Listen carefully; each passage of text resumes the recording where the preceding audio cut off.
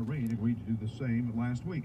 All will gather later this morning in the White House South Lawn to sign what have been dubbed the Abraham Accords. Bob Agnew reports. Also on SRNnews.com, the Los Angeles County Sheriff urging certain politicians, sports figures, and civic leaders to dial back their anti-police rhetoric. My concern is that they're out there doing their job, and we have people fanning the flames of hatred and just turning up the volume when we don't need to. We need to be turning it down. Sheriff Alex Villanueva speaking out after two of his deputies were shot and seriously wounded in an unprovoked ambush, and the search for the gunman continues. Wall Street Dow futures up 167 points. NASDAQ futures ahead 97. This is SRN News. Excuse me, have you ever discussed life insurance? Well, sort of. Have you talked about who'll pay the mortgage if one of you passes? We definitely haven't talked about that. Well, then you should talk to SelectQuote. SelectQuote shops for you, getting you quotes from some of the country's most trusted companies, finding you the right coverage, the right carrier, at the right price in minutes. Is it affordable? Well, how affordable does $500,000 in coverage for as little as $1 a day sound? that's great. We can afford that. To get your free quote, call 1-800-212-1166 or go to SelectQuote.com today and get the protection they need at a price you can afford. That's 1-800-212-1166 or SelectQuote.com. SelectQuote. We shop. You save. Get full details on example policy at SelectQuote.com/commercials. Monthly premiums vary based on health, company, and other factors. Not available in all states.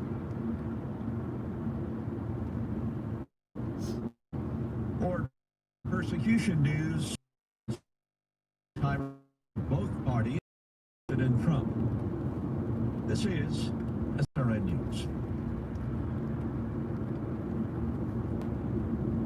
GOP Congressman Steve Chabot of Ohio facing a competitive race to hold on to his seats in a red-leaning district. The Ohio Republican, who was first elected to the House in 1994, was ousted from his seat during the Democratic wave in 2008, but won it back in 2010.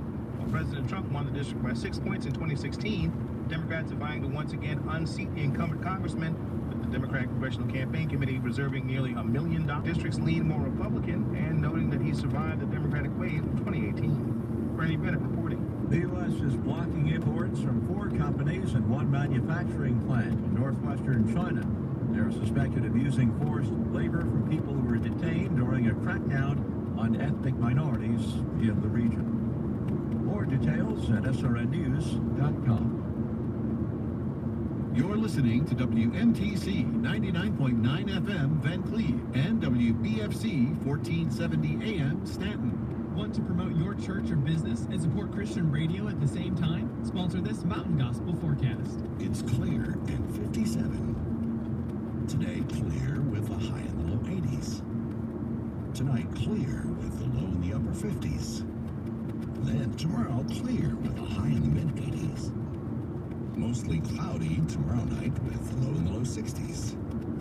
That's your up-to-the-minute weather forecast from your 24-hour weather center. Are you involved? I'm sure you have a hobby you're involved with or a sports team that you follow, and more than likely you're involved with your job at some level. What's your involvement level with your family? Whether it be your spouse, your kids, or your parents, or all of the above. Hopefully you know more about them than a birth date, an anniversary date, or what foods they like. Being involved means truly caring about their innermost desires, what's bugging them, or what makes them really happy. Being involved is praying for the ones you care about every single day. Praying and asking God how you can better serve your loved ones. Sometimes you don't have to say a word to be involved. Just listening can show how much you care and how much you're concerned with what's going on in their lives. Remember that the people that God has blessed you with to share life with need you. And we all need God to guide us as we move through this crazy, wonderful, sometimes tiring, yet fulfilling thing called life. From Mountain Gospel, visit us online at mountaingospel.org. Usually expecting a baby brings joy and excitement, but not always. On the next Focus on the Family, one brave mom shares her story of choosing to carry her baby despite doctors' warnings, and a journey that taught her family a great deal about God's incredible love for his children, particularly the weak and vulnerable. Next time on Focus on the Family.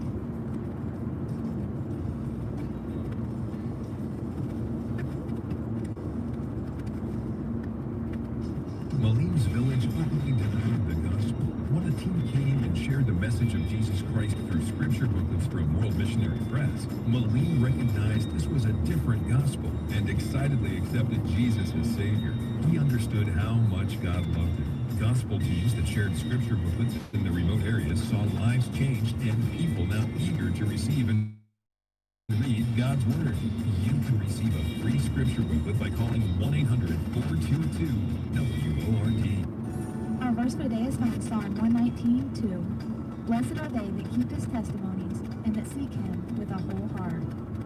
Once again, the scripture is found in Psalm 119:2.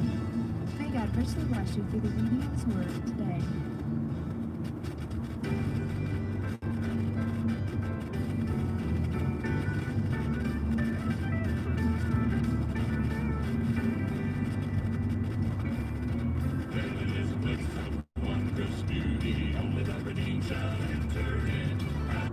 That would cut down on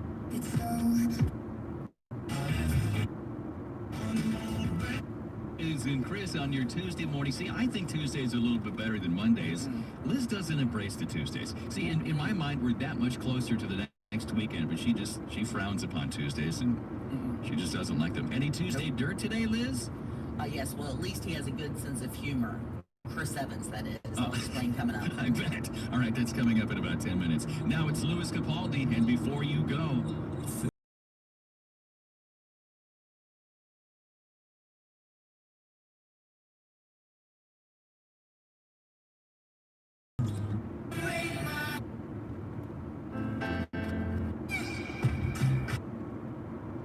The louder you say, depressing.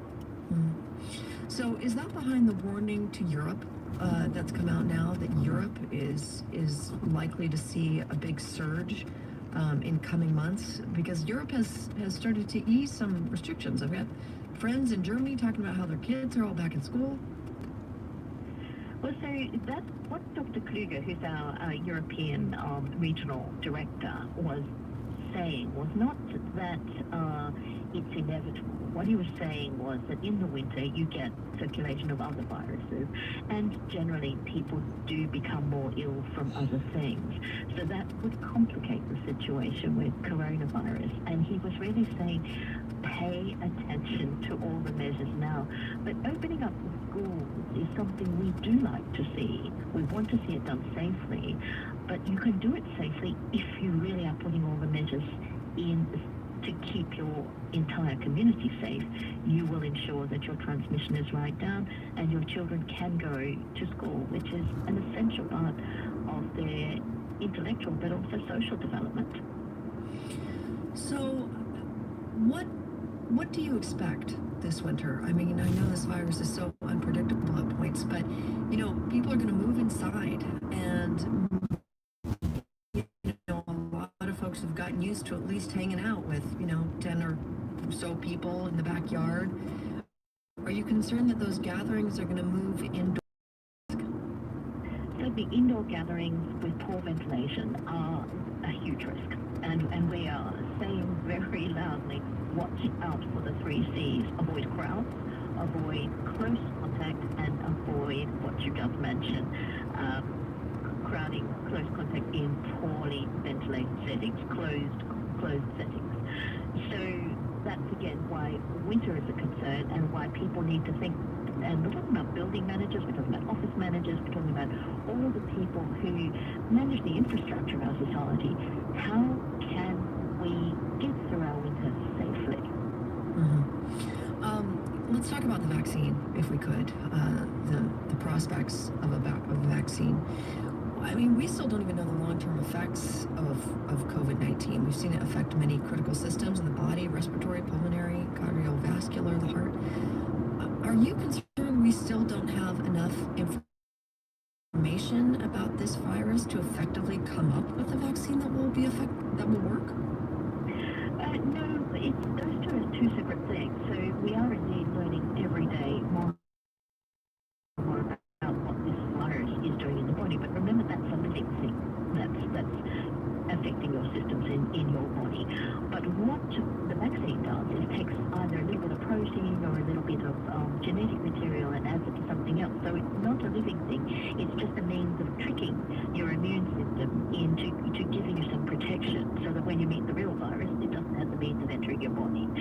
So, but you are quite right that when you test a vaccine, the paramount thing you should be looking at is safety and safety signals, because this ultimately, if we get a vaccine that works, we want to give it to everybody on the planet. So it's got to be the safest vaccine ever developed. Do you think we're on track for that? I mean, we heard this news, AstraZeneca, the trial there, they had to pause their vaccine trial because of a reaction by one of the participants. The trial was resumed 6 days later in Britain, but it's still on hold in the US. What does that tell you? So that's actually a good signal, believe it or not, because that shows that that's a well-managed trial. Because as I said, safety should be the primary focus for vaccine clinical trials. So when you have any potentially unexplained illness, and usually they are quite separate from what's going on with the vaccine, you need to stop any more enrollment into your trial to ensure that it's not related to the vaccine. And the fact that not only did they do that, but they and told everybody what they were doing. They were very transparent about that. That is a good sign, and that shows that good science is being done.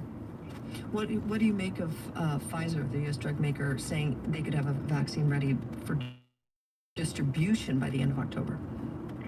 So many vaccine makers and some developers are saying many things. We as WHO are looking to see the results of the phase 3 trials. That needs to be done in large numbers of people, and you need to have large numbers of people who either receive placebo, and then you have to look very carefully at the safety signals, very carefully at the efficacy, and then you decide which one. So that's going to take time. Dr. Margaret Harris of the World Health Organization, she joined us on the line from Geneva. Thank you so much, as always. We appreciate it. That's a pleasure, and be well. Now, as the fight against the coronavirus continues, many people are spending a lot more time at home, and that means big business for Netflix. The video streaming giant added 26 million new users so far this year, pushing its subscriber base to near 200 million. Netflix's CEO credits the company's unorthodox office culture for its rise. NPR's Bobby Allen has a closer look. Unlimited vacation, submitting expenses without approval, being promoted for criticizing your company. These are the perks of working for Netflix, says CEO Reed Hastings. It's risky trusting employees as much as we do, giving them as much freedom as we do. But it's essential in creative companies where you have much greater risk of lack of innovation. In his new book, No Rules Rules, Hastings discusses his guiding principle, the keeper test. The idea is to ask your boss, if I wanted to leave, how hard would you fight to keep me? If the answer is not very hard, maybe it's time for you to go. Our culture memo says things like adequate performance gets a generous severance package. But the ruthless culture has some employees constantly looking over their shoulder. One former Netflix employee told me he lived in constant fear of losing his job, and that people of color didn't feel as empowered to offer frank feedback as his white colleagues. He eventually quit. Hastings says people of all backgrounds rise in the company, but Netflix isn't for everyone. Those who feel fear tend to check out because it's an unpleasant feeling. And really, it's best suited for people who can acknowledge intellectually the risks, but in fact, they're so joyful about playing with great teammates. There are certainly versions of this that would clearly be completely destructive, right? Jonathan Nee is a Columbia Business School professor and former investment banker. He likes Netflix's culture. He says it's actually better than what happens in most American offices. People are not rewarded for giving feedback. There's going to be emotions, there's human beings, somebody's going to cry, something. You just don't want to. It's like, you know what, let's just wait. This merciless approach is also applied to shows Netflix produces. Mom, what are we doing here? Your father's laundering money for a Mexican drug cartel. When are you gonna wake up to your white privilege, man? And then maybe later you can show me how to turn into a bat. Your mom's kind of mean. I'm obsessed with her. Those were the trailers for Ozark, Dear White People, and One Day at a Time. All acclaimed shows and all ended by Netflix in the last 2 years. However polarizing, Netflix has taken off like a rocket ship. Netflix's big push into original programming, with award-winning movies and buzzy shows like Tiger King, have made Netflix's profits speed past traditional Hollywood studios. We do attribute a lot of that to the culture. But Hastings admits the culture can be tough, even on him. Hastings' leadership style was once described as being, quote, unencumbered by emotion. And he told me a vice president at the company once told him he isn't a good listener and he's unempathetic. Which I have to say, even, at my level of success, it hurts because I thought I had done better in that dimension. But I remember that feedback is like exercise, and it's those last few crunches, it's those last few push-ups that hurt, that make you stronger. Another thing that hurt, finding out that an employee in Taiwan was reimbursed $100,000 for personal travel. The employee was fired, but since there's no approval for work expenses, it took Netflix 3 years to discover it. Bobby Allen, NPR News, San Francisco.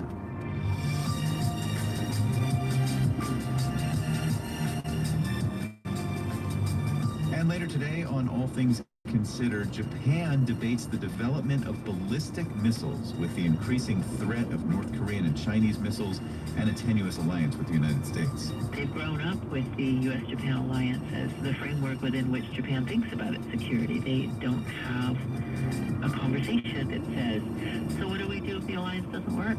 You can listen by telling your smart speaker to play NPR or your local member station by name. Good morning. It's 7:18 on 88.9 WEKU. This is the WEKU Fall Member Drive. Looking for your call right now at 800-621-8890.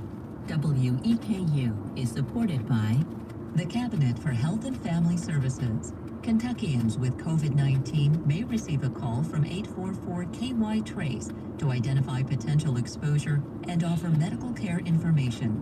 844-KY-TRACE calls are secure, and private information will not be requested. Answer the call to help slow the spread of COVID-19. The Traffic Management Center in Lexington reporting no delays due to accidents at this time. Right now in Lexington, it is clear and 57 degrees. Good morning. I'm Wendy Barnett, joined in the studio with Tom Martin. Good morning, Tom. Good morning, Wendy. Have you ever stopped at one of those produce stands along the road where there's nobody there, there's just a can or a jar, and you're trusted to put some money in? Well, that's kind of how we function. It's on an honor system. We put out the goods, the content that we all need, the information that we all need to get through life, and we hope that in exchange our listeners will step up and support that. And so the way that you can do that is to call 800-621-8890 right now, or go online at weku.org. It is an honor system, and earlier, Tom, you had said you're a sustaining member. I'm also a sustaining member too, and we'd like to ask you, especially those of you who have not yet given to or donated to WEKU yet, when you do it, become a sustaining member. That way, every month, the money comes into WEKU, a set amount, whatever amount you would like, and that way, it's kind of set. You set it and forget it. It's so easy when it's like that. Automatically, deducts from your bank account. When you become a sustaining member at $7 a month, you can get the WEKU face mask. And these are going pretty quickly, too. I think that's what Wendy had said earlier. A lot of people are choosing the WEKU face mask. So call now at 800-621-8890 and get your face mask at weku.org. Support for NPR comes from this station. And from X-Chair, maker of the X2 home office chair, with dynamic variable lumbar support and 10 ergonomic adjustments. Donating to Gladstone Research Institute to fight COVID-19 at xchair.com. From the Robert Wood Johnson Foundation, supporting those working towards a day when no one has to choose between paying rent, putting food on the table, and protecting their health and the health of others. rwjf.org. From LifeLock, reminding consumers that millions of Americans have been affected by identity theft. Learn more at lifelock.com/NPR. And from listeners like you who donate to this NPR station. This is Morning Edition from NPR News. I'm David Green. And I'm Rachel Martin. One family, two parents with two full-time jobs, two daughters, 3 and 7 years old, and a dog. Daily life for Farrah Jackson in Atlanta is a logistical challenge right now. She's next up in our Learning Curve series. We've heard from a single mother in North Carolina, a teacher in California, and now a mom who has resources and family help and still feels overwhelmed with virtual learning. Farrah's husband travels a lot for work, even during the pandemic. She's in marketing and often on the phone all day. I mostly work in our home office, basically an L-shaped built-in desk situation. So our oldest, when we realized that she wouldn't be going back to school in person, you know, we converted like the little space in her room so she has like a new desk and all of her supplies. And then our 3-year-old goes to daycare. Despite the planning and setup, the day school actually started, things got real. So day one, we get up early, we take our first day of school pictures, we're very excited. And they're using Zoom and then Google Classroom. So that day, the first day of school, Zoom was having a global outage. Half of the students could log on and the other half couldn't. It was absolutely crazy. So I was on the phone with her teachers, I was texting them, I was emailing the vice principal and the principal, trying to figure out what we were supposed to do. And I mean, my husband and I were both literally for 4 hours, I felt like that day, trying to get her logged on and stay on. It was a lot. Just trying to figure out where to go and what the schedule was. And, you know, we were prepared. We had everything printed out and all of her passwords and codes, and we still had trouble. So there's a lot of technology she has access to try to make this easier, right? Can you tell me what she's got? So she still had her school iPad, so we did all the preparation over that weekend of like restarting and figuring out passwords and all of that. She has her own personal iPad Pro because what we found in the spring was sometimes the school iPad wouldn't work. It wouldn't log on to everything that was required for classwork or homework. And then on top of that, she has an Apple computer desktop. So between having all of those devices and both parents in the room for 4 hours, it's still, that first day was a nightmare. But as time has gone on, it's gotten a little bit easier.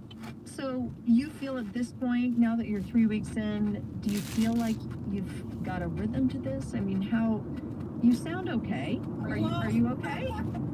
It's a lot. So, I mean, I couldn't, like my husband and I feel like every night, usually around midnight, we are strategizing for the next day.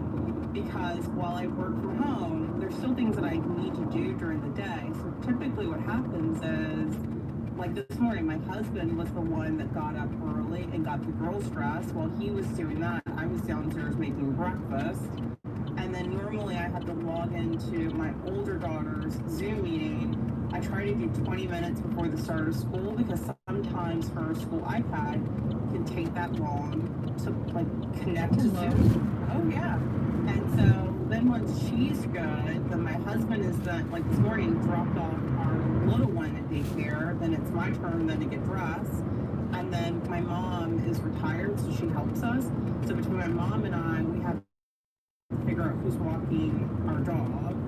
And then usually I have meetings from 9 to 5 or whatever. We just do the best we can. And the only way we can do it is every day we have to figure out the schedule and every week. And that is a lot. And you guys are set up for success of all the different parenting situations.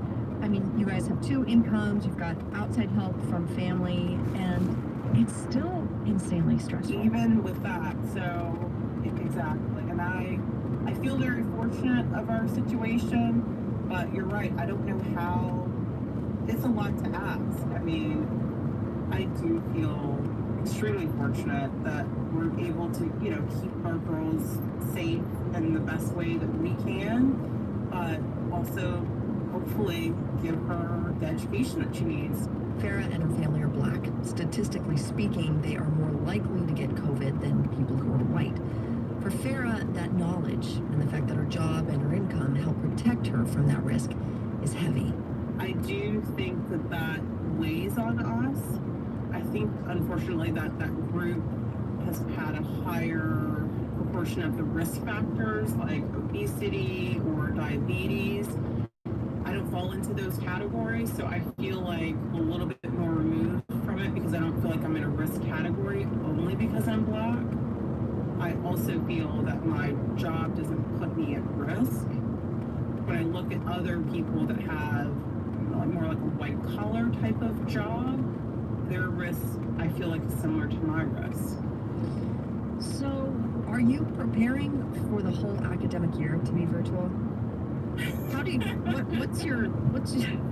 what are you psychologically preparing for over the next year? So, I haven't seen any fundamental changes in how people at least feel like we're taking it seriously. I mean, when I walk around, people are out and about as if COVID is over. So that doesn't give me a lot of hope that our community is doing enough. I mean, my daughter, even this morning, mentioned, I can't wait till I get to go back to school. I mean, I would love for that to happen, but I don't feel hopeful that it's going to happen. It's Farrah Jackson in Atlanta, Georgia. You can hear more from our series Learning Curve Sunday on Weekend Edition.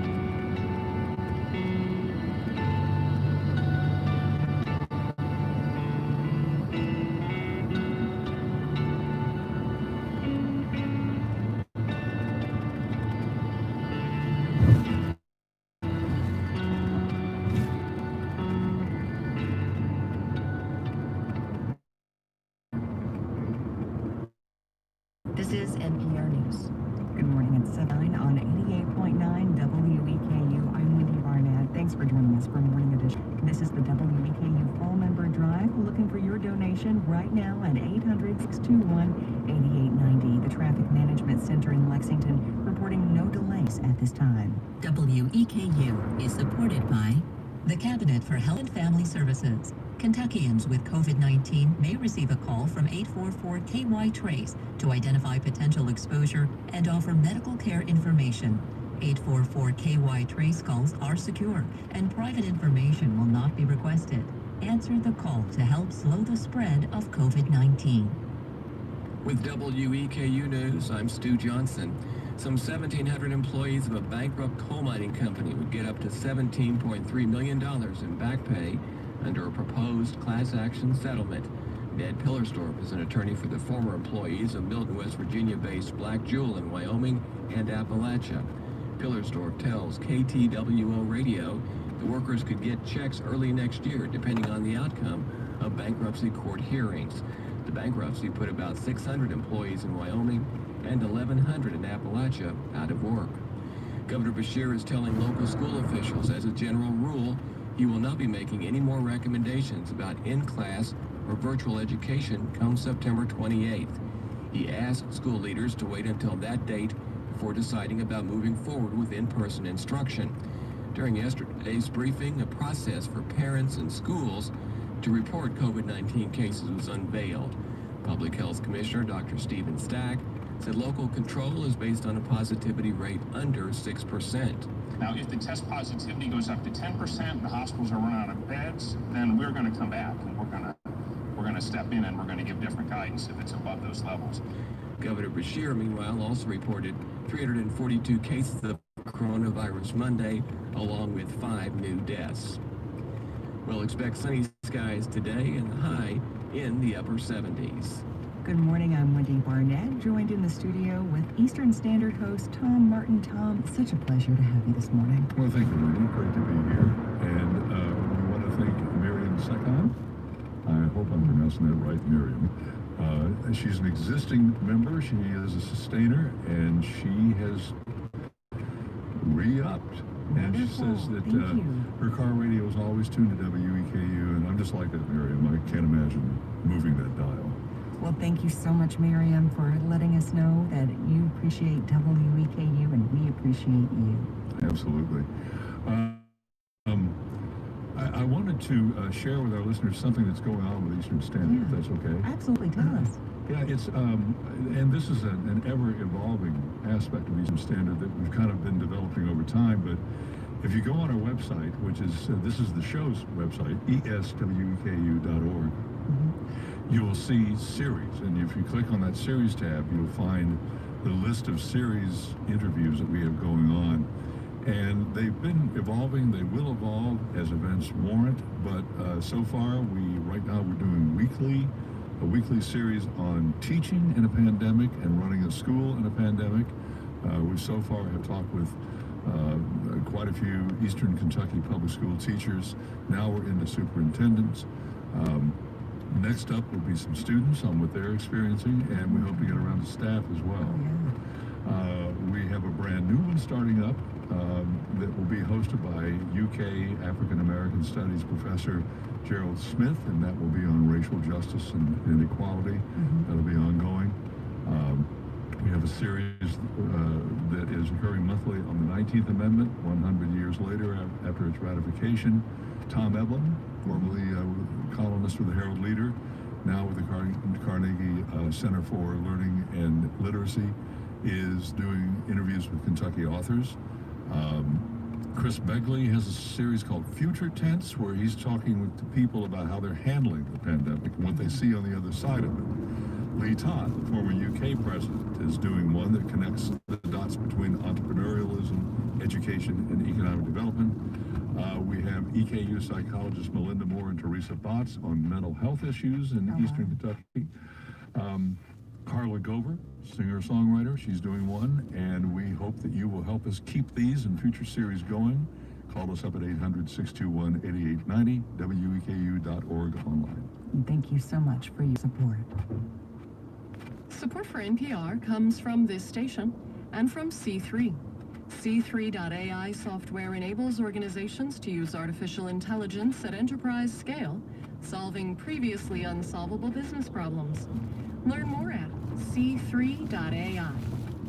And from Insperity, providing HR services for more than 34 years, including employee benefits and payroll. Insperity's mission is to help businesses succeed so communities prosper. Insperity, HR that makes a difference. This is Morning Edition from NPR News. I'm Rachel Martin in Washington, D.C. And I'm David Green in Los Angeles. Here on the West Coast, we're dealing with wildfires. On the Gulf Coast in southeastern United States, it is hurricanes that are the concern. There are 4 storms right now brewing in the Atlantic Basin. Communities along the Gulf of Mexico are bracing for Hurricane Sally. It is forecast to make landfall either late today or overnight, somewhere near the Alabama-Mississippi state line. And we have NPR's Debbie Elliott with us from Orange Beach, Alabama. Debbie, good morning to you. And are you feeling the effects of Sally already? Yeah, we're starting to feel the outer bounds of the hurricane. Basically gusty winds and waves of heavy rain that come in intermittently. Bay waters have been rising since yesterday and have overtopped some piers and flooded some roadways in and around my neighborhood. I spent some time yesterday over in Gulf Shores, Alabama at the public beach where people were watching as the storm was approaching. There were a good many sightseers. Mary Bell was on vacation from Tennessee and was really amazed to watch and see how fast the water was coming up. Well, the surf is churning, and we watch the levels rise, coming closer on the beach in places where the water has gone and made its own little canal through between the condos. Now, Sally is a very large hurricane. It's just offshore, and the effects are being felt along a really wide stretch of the U.S. Gulf Coast, from all the way from the mouth of the Mississippi River into the Florida Panhandle. I remember doing that myself, standing on the beach as a hurricane is approaching, and then you want to stop doing the sightseeing at some point and come inside. I guess I wonder, do you get the sense that people are taking Sally seriously enough? You know, I think they are, and certainly officials are. The Gulf states have all declared states of emergency, those who are in the path of Sally. Low-lying communities have evacuated. That includes like the Barrier Islands off of Louisiana. And in the New Orleans metro area, people who live outside that elaborate new levee protection system have been ordered to evacuate. The National Guard is ready to help respond as needed. All along the Gulf Coast, it seems like people have been trying to secure their property and prepare ahead of the storm. Here in Orange Beach yesterday, owner David Schwartz had a couple of workers with him, and they were putting up aluminum storm shutters on the front of his restaurant, Doc Seafood. It's just across the road from the boiling Gulf of Mexico. I'm not really worried about wind or anything. I'm worried about storm surge. This water will come through here and sweep this place away like it was never here. And it's just scary when you think about it. God, he thinks he could just literally wipe away his business. I mean, how bad could the storm surge get in the storm? Is that the big threat we're talking about? That is the big threat, according to forecasters, as well as flooding. The storm surge could be up to 9 feet in some places. That's essentially a wall of water moving ashore with this destructive force. Flash flooding of streams and rivers are likely. And then rain. Sally is really a soaker. Forecasters say prepare for historic flooding. It's been dumping rain on Florida for days now. Forecasters say some places could get up to 2 feet of rain. That's a significant flood risk well inland. And what's making it even worse is that Sally is just creeping along. It's moving really slowly, so this rain is just going to pile up. And we should say this is an S-named storm, Sally. I mean, that means we are through a lot of hurricanes, even though this is a season that could last through the end of November. I mean, can you put this hurricane season in perspective? Yeah, it's really been something. If you just look at Louisiana, for instance, there's still 18,000 people displaced from Hurricane Laura, and now this. NPR's Debbie Elliott awaiting Hurricane Sally. Thanks so much, Deb. You're welcome. Hi, it's Rachel Martin. Every day we face lots of barriers. You have to wear shoes in here. You must be this tall to ride. But one of the things we are proudest of here at NPR and WEKU is that there are no barriers to listen to us. It's a promise we made when we were founded. As long as our listeners were willing to help out, help keep WEKU accessible to everyone. Give online at weku.org. And call 800-621-8890. Right now, phone lines are open to take your call. It only takes just a few minutes. Good morning, I'm Wendy Barnett. With me in the studio, Eastern Standard host, Tom Martin. Hey, Wendy, I just heard what Rachel just said, and about there being no barriers. Do you putter around the house or the yard or whatever? Oh, yeah, absolutely, all the time. I putter all the time, too. I think we all putter. And, you know, sometimes it's mindless work, and it's really great to be able to listen, but quite often that's not convenient. Well, now it is, because there's the WEKU mobile app, and you can tune in and listen to what's happening right then on the air, or you can go and call up things on programming that's already aired. And it's just another way to receive all of this fantastic programming that's coming down the pipeline from NPR or that we're producing locally. And so you, listener, if you want to be a part of that, a member of that, all you have to do is just join us this morning, 800-621-8890, or online at weku.org. It's with your support. Opportunity of them having the mobile app has been made possible. Your support, your dollars, your donations go into WEKU work to you. How much do you listen? We'll put a price on it. Call in and say, okay, I want to pay for this much a month because this is how much I listen to. So do that now. And when you become a sustaining member at $7 a month, you can get a WEKU face mask. And just for $10 a month, I mean, I don't even have a bill that's $10 a month. So that's so low. $10 a month, you can get 2 face masks. And you'll know you'll be supporting great public radio programming. 800-621-8890. 35 cents a day, really, is what that breaks down to. When you think about it, 35 cents for a whole day of things like On Point, Here and Now, Think, Fresh Air, All Things Considered, Morning Edition. That's a pretty good bargain. Oh, absolutely. And, you know, I've said this so many times, but it's really so important to me. I want to know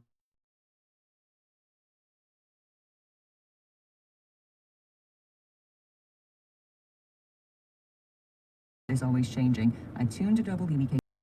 Because what goes on, this is all right. And so people are slaving over computers and on the phone and doing their research and putting this information together, confirming it, verifying it, validating it. That's really important. Attribution is really important so that we know in this day and age, we often don't know what the source of information is unless it's made clear. And that, of course, is part of the NPR standards and practices. We follow those here. And by those, I'm talking about verification, attribution of sources. We'll tell you who said that. And it's so important to know that what you're hearing is facts, you know, that it's true, that it actually happened. Especially now. Oh, absolutely, absolutely. And if you appreciate what you hear on WEKU, call us at 800-621-8890. Make a gift at weku.org. Become a sustaining member and be sure to become a new member if you've yet to give. We want to hear from you now. Only a couple days left. And thank you for your support. It's no secret K-pop groups like BTS are heavily influenced by Black American artists. But how is K-pop responding to Black Lives Matter? Next time on Here Now.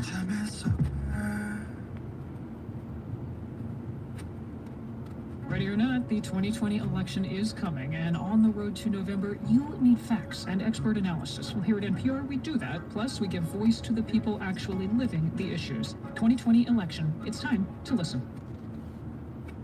Good morning, I'm David Green. A few weeks ago, 10-year-old Nandi Bushell challenged Foo Fighters frontman Dave Grohl to a drum battle. Grohl conceded. Now it's round two. He kicked it off with a song he wrote just for Nandi. We got the power, got the screen, everybody knows Nandi's a queen. In a Facebook video, Nandi watches with her jaw drop. He wrote a song about me. We should cover it. It's Morning Edition. Support for NPR comes from this station and from the Andrew W. Mellon Foundation, guided by the belief that the arts and humanities are essential to the well-being of diverse and democratic societies. Learn more at mellon.org. From WebRoot, offering home antivirus solutions for protecting personal devices against phishing and other cyber attacks while working remotely. Learn more about WebRoot, an open text company, at webroot.com. And from the Annie E. Casey Foundation. Bill Gates on distributing a coronavirus vaccine to the entire world. The U.S. is not helping. From American Public Media, this is Marketplace Tech. I'm Molly Wood. Marketplace Tech is supported by USB technology found in billions of devices. USB Implementers Forum reminds consumers that certified products display USB-IF logos. Get the whole story at enablingusb.org.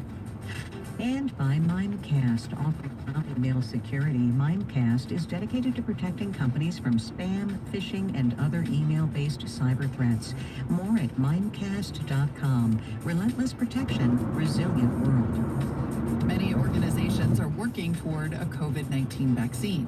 But even once it's discovered, we'll still have to manufacture and distribute it around the world.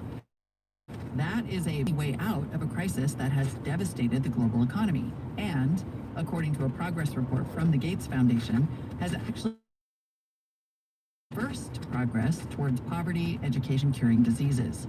That report is out now, and Foundation co-chair Bill Gates joins me today for the first of three conversations.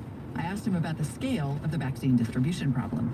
Well, the European countries have stepped up here. We don't have enough yet to buy for the entire world. The U.S. is kind of unusual. It's funded a lot of R&D that is helping move candidates forward, but it's only funded manufacturing procurement for itself. And so as the Congress looks at new supplemental bill, the historical leadership of the U.S. in global health, whether it's smallpox eradication, HIV, polio, I think the Congress will step up, but as yet, it's been a no-show on this. One thing that is a priority of the foundation, sounds like, is equity overall, and in this case, equitable distribution of this successful vaccine. Tell me about the role of manufacturing and shortages around manufacturing that could make that a big challenge. Well, a number of the candidates, including AstraZeneca, Novavax, Johnson & Johnson, and Sanofi, can be made at very low cost and very high volume. And so we've set up arrangements where not just the company that invents the vaccine and supervises the trials, but also other companies who have high volume manufacturing capacity can take exactly that same vaccine and produce billions of doses. And so that you get many factories getting up to speed. Ideally, we're getting over 1 billion doses out in 2021 and enough to end the epidemic in 2022. Is it, it's interesting because there are so many ways in which the Gates Foundation does some of the work of government, and yet this is a case where we have a pandemic, meaning it's global in nature, and we're at a time of a lot of nationalism. And I wonder if you find yourself in a position where you think you could rattle a lot of different countries' responses. Well, there's no doubt that only cooperation will get us out of this thing. The science of the vaccine will be done in many countries, the regulatory review, the manufacturing. This is global. Hopefully, people look at that and they say, okay, for other things like climate change or stopping future pandemics, that we need to put an even stronger framework of cooperation in place. Bill Gates is co-chair of the Gates Foundation. Hear more in the Marketplace Tech podcast. Tomorrow on the show, we'll talk with him about climate change and innovation. I'm Molly Wood, and that's Marketplace Tech. This is APM. Good morning at 7:49 on 88.9 WEKU. I'm Wendy Barnett. This is the WEKU Fall Member Drive. Looking for your call right now at 800-621-8890 or go online to weku.org. The Traffic Management Center in Lexington reporting no delays at this time. And right now in Lexington, it's fair and 57 degrees. I'm Wendy Barnett. Good morning, Tom Martin, host of Eastern Standard. So happy to have you in the studio this morning. Good morning, Wendy. It's good to be here. We're just thinking again about that number, 35 cents. 35 cents a day. That's how much you're spending to keep your mind active, to stay well informed when you become a sustaining member of WEKU at $10 a month. And of course, also right now at $10 a month, you also receive 2 of those great WEKU face masks. But think about it, at 15 cents a day, at the $5 a month sustaining member level, you're helping us move it forward.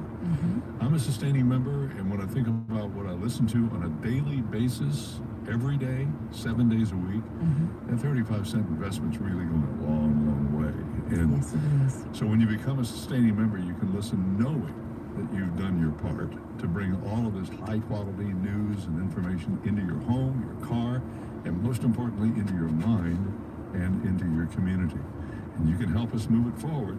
800-621-8890 or online at weku.org. We want to hear from you right now, especially the listener who has yet to give. Become the newest member of the WEKU family. Let us know that you are a proud supporter of WEKU at 800-621-8890 or online at weku.org. It's Morning Edition from NPR News. I'm Rachel Martin. And I'm David Green. Jill Lepore is a historian. Her acclaimed books include These Truths, A History of the United States. And something really bugs her about people in Silicon Valley. It is a commitment of a certain kind of technologist to ignore the past. More than that, Lepore says they try to predict the future and then shape it. This made her determined to write some overlooked history of computer predictions. She talked about her new book with our co-host, Stephen Skeet. The predictions that bother Jill Lepore are part of our daily lives. Start to write a text message and predictive software suggests how you might finish a word.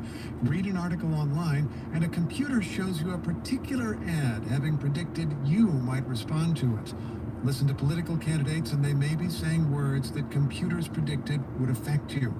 Lepore's book examines a pioneer of these predictions. A company called Simulmatics began this work in the 1950s and 60s.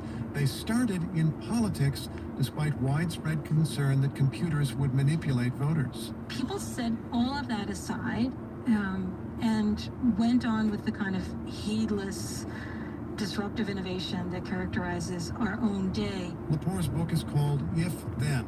The title references a typical sentence construction in computer code. If this happens, then that event follows.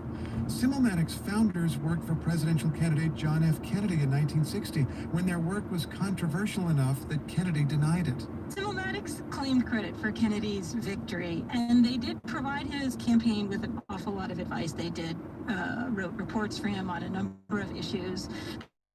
They wrote reports first for the Democratic National Committee, and then they were hired by the Kennedy campaign by Bobby Kennedy. And everything that Simulmatics suggested Kennedy do in his campaign, Kennedy then went on and did.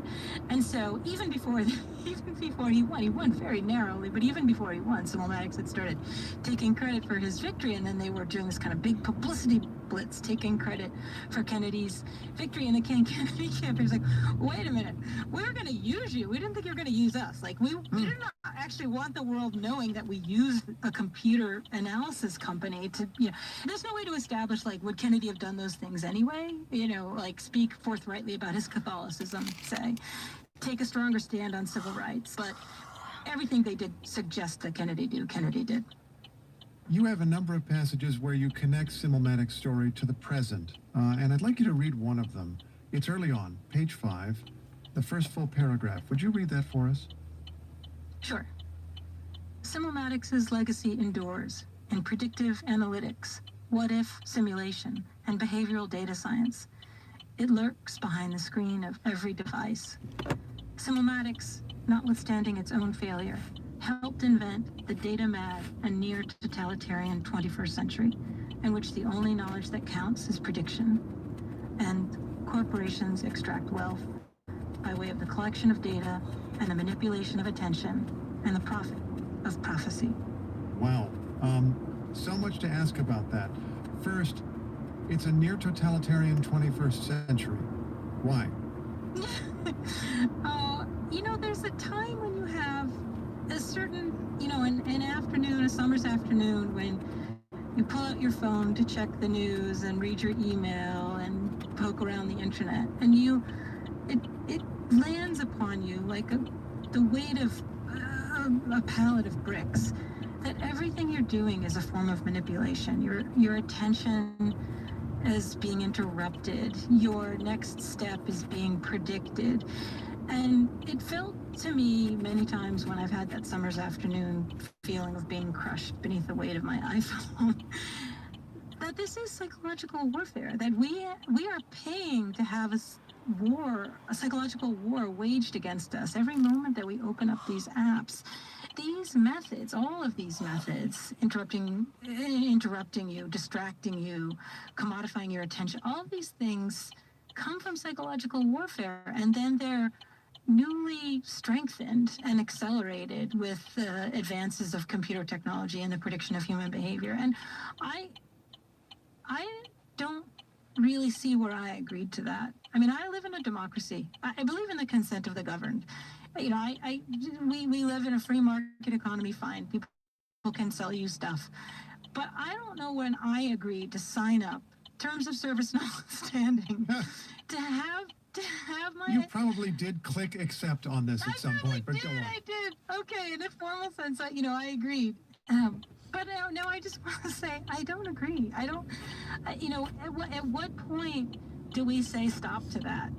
There's another phrase in that passage that you read about the manipulation of attention that I want to draw attention to, because the first part of your story is predicting the future, predicting how people would behave, but then it's predicting how people might behave if they're spoken to a certain way. It's actually changing the future. That's what people are doing, right?